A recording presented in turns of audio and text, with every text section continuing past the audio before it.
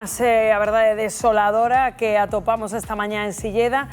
De seguido nos situamos ali a ver que ocurriu con ese ciberataque, pero ahora se lles parecimos a situarnos no medio do mar, literalmente, concretamente aí en Vilagarcía de Arousa, e temos a nosa Fátima nesa batea. Que está pasando co Mexillón, compañeira, que están preocupados porque din que por unha causa que non teñen clara, estáse como desprendendo prematuramente, non?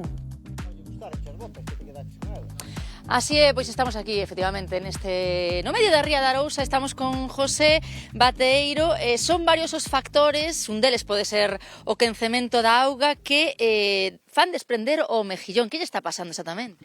Si, nós o que notamos é que quizás madura máis temprano que antes, non crece, o ritmo de crecemento non é o que adoitaba a ser, e chega un momento que se desprende, vamos, prácticamente solo, empeza a desprenderse e é momentáneo. Nós estuvemos en esta batea con personal da Consellería mirando o mexillón o día 10 deste mes, e ayer dámonos conta de que falta mexillón. Mira, estámoslo vendo agora, non? Está o teu fillo aí. Non hai. Claro, o primeiro 2 metros da corda ou así desprendeuse e non teñen mexillón.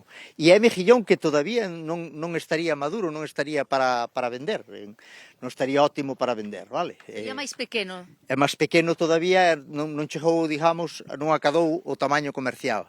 Non estaríamos esperando este mexillón, en teoría debía ter o tamaño comercial pois en agosto, setembro, aí debería ter o tamaño comercial para vender.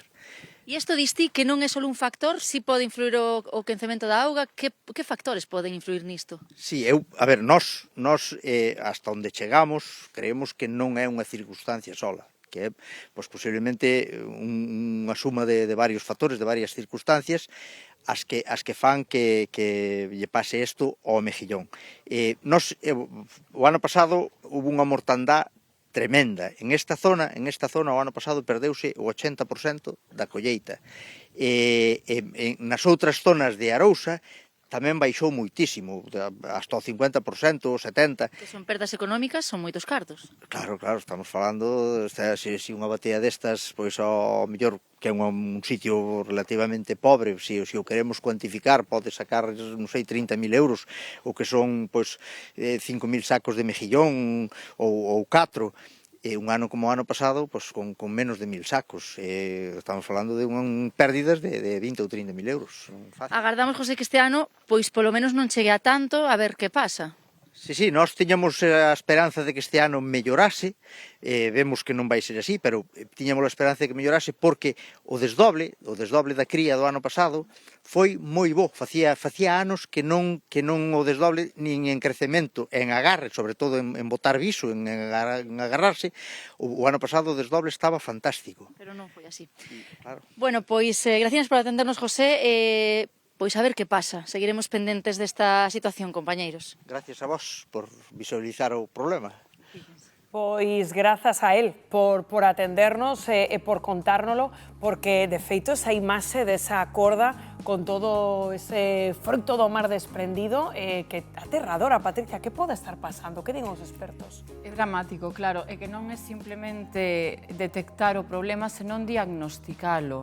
E pode ter causas complexas, pero un dos factores que máis está afectando é precisamente ese quentamento da auga. Nos últimos 10 anos aumentou 2 grados, fálase de que pode chegar a aumentar ata 4, aínda que nos parece unha variación moi pequena para nós, para o que a flora e a fauna é moi importante, e sobre todo tendo en conta que o mexilón é o músculo do noso sector acuícola, que o ano pasado creo que facturaron 250 millóns de euros. Estamos falando dunha das empresas de Galicia, non? Hai que diagnosticar ben que está sucedendo para tratar de revertir. Pois sí, porque estamos vendo, non, esas imaxes de como debería estar, non, o que tremendo, contrapostas a esas que nos estaba ensinando Fátima de hoxe mesmo, de agora mesmo en directo, Manel, esa imaxe absolutamente desoladora.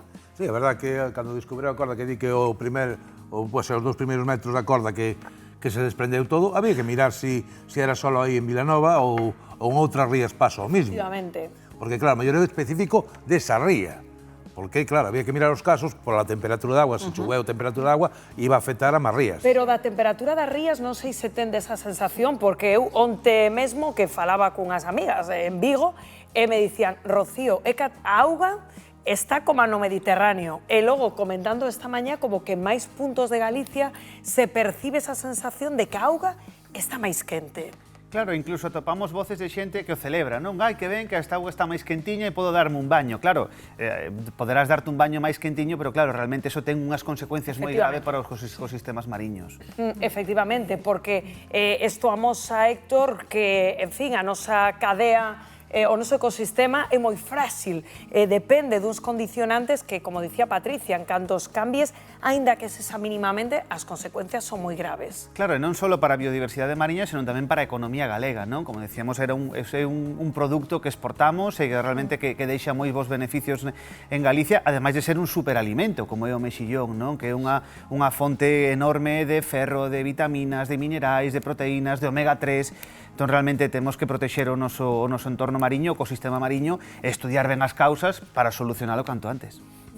Aí estamos vendo, Elba, ese momento no que, bueno, pois está aí levantando esa corda, pois máis chea de algas que de produto. Sí, ese produto mexillón de Galicia, ¿no? tan emblemático, que está recollido tamén aí nesta marca, non? De Galicia Calidade, porque é un dos nosos produtos. Entón, bueno, eu penso que aquí efectivamente hai moitas causas, non? E calquera incide moito nisto, pero temos que ver tamén como podemos revertir, non? Esa parte positiva, reducir o impacto deste cambio climatolóxico e que podemos hacer desde cada un, non? Que o mellor, pois mira, sempre estamos a falar do plástico, non? Que hai máis de 8 millóns de toneladas ao ano de plástico que acaban nos océanos, non? Pois que podemos hacernos con isto? Sí, dende logo, o que este na nosa man para tratar de cero, que era unha evidencia, que